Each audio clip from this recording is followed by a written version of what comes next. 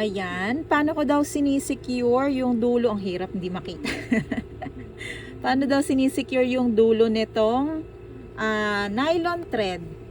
Yung ginagamit na pantahi dito sa mga coin purse para sa frame. Ayan. So, ganito ang ginagawa ko. Kailangan po ay meron kayong long nose. Tapos, itong dalawang dulo na to, kapag kapantay na siya, hawakan mo siya paganyan. Tapos, ikot mo dito sa dulo ng iyong hintuturo. Pagkatapos, kukunin yung needle, ilusot mo siya ng 2 beses. So, 1,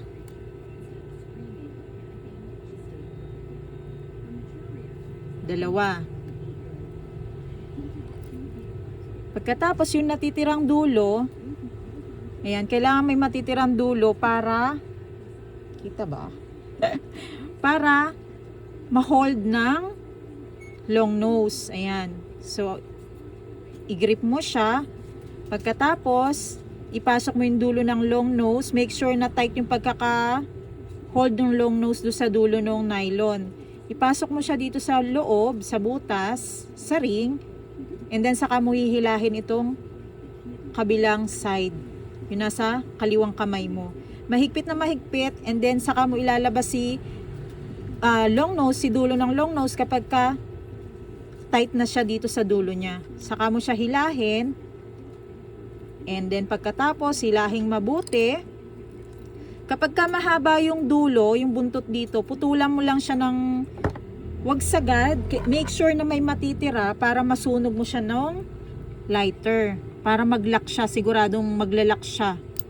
So, ganito naman kapag ka ila-lighter natin siya, kailangan i-blow mo muna siya ng ilang seconds, like 3 seconds bago mo siya i-press after mo siya sunugin. Yan, and then i-press mo siya papunta dun sa nut para secure na secure siya. Hilahin mo para malaman mo kung kakalas ba o hindi. Yan. So, ganun ko lang siya sinisecure. Sana nakita na maayos. Okay? Alright. So, ilagay ko na lamang din sa comment section yung link kung saan ako bumibili ng nylon thread na ginagamit ko pantahi. So, ito yun siya. Fishing line talaga to siya. Pero marami na ako nagamit ito. Maganda siya, matibay. And then, yung size niya is 4, number 4, or size .331 mm. Okay?